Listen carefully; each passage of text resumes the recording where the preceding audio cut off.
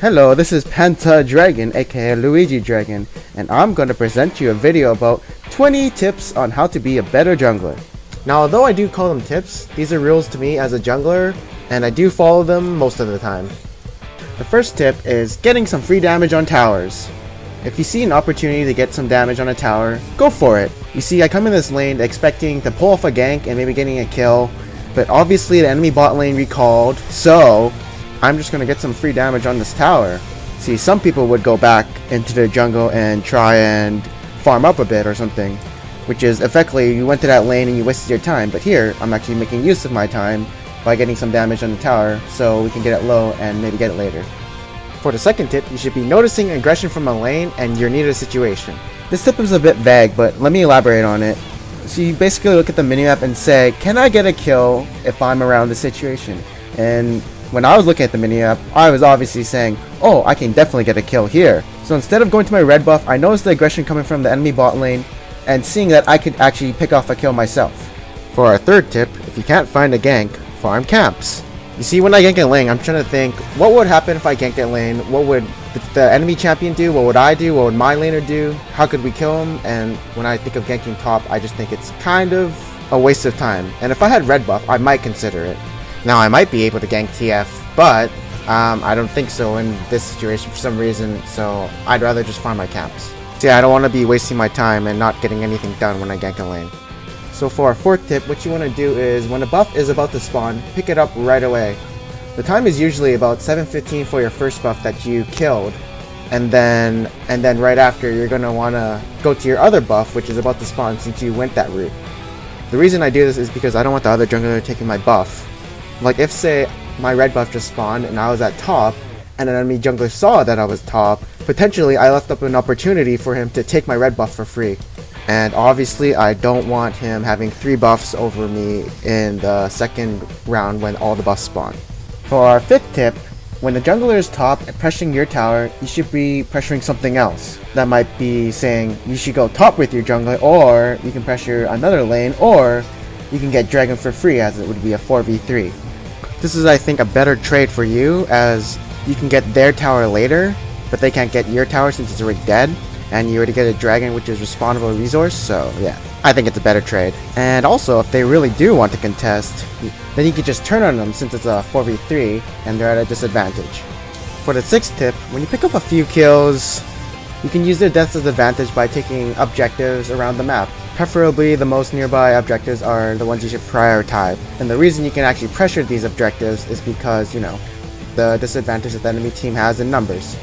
I also think that if you're low, you should still stay with your team as for like moral support and the numbers advantage, and you could actually use your skills still too. But I mean, say all 5 of you lived and they got 3 champions up with high hit point, but you're all low, yeah, maybe you could retreat after that, but you know, everything is situational. Our 7th lane is, if a lane dies, cover for them. I mean, you could have Wraith, or you could have that big juicy wave coming from that lane that just died, and you could be stronger as a jungler, since that gives more XP and gold than Wraiths. You want to take as minimal harass as possible, as you want to go back to farming your jungle or to another lane, unless you're planning to recall back the base. Alright, so tip number 8, if the enemy is away from his buffs, then it's free game for you. In this case, I actually saw Elise try to gank bot after doing her red, and I saw that she had a red buff, and I saw it was like around 8:15, so I knew that her blue buff was going to be up. So I went to try and go steal it, and I kind of knew that she was really far away from it, so I just did it. Took it, and walked away with no retaliation whatsoever. Alright, tip number 9. If both lanes are gone and there's CS mid, I'm going to tax it super hard for myself, as I'm not going to wait for my laner to come back. And you know what, I feel like I need more XP so I get more levels so that I can do more. The more farm I get, the more powerful I get, and the more I can carry this game. It's also like the other laner is going to lose more XP, so he has to return to mid if he wants to roam or something. Tip number 10. Pinking Dragon. This is a place where you know that at least one ward will be here 80% of the time. It also opens up an assured gank path that you can use later on. And it's sort of easy to make a habit of. All you have to do is every time you recall, buy a sight ward, or think about it, and then buy a vision ward if you plan on going around the river sometime. And for our 11th tip is doing dragon when you're at an advantage. Like a 5v4 or 5v3, anything kind of like that.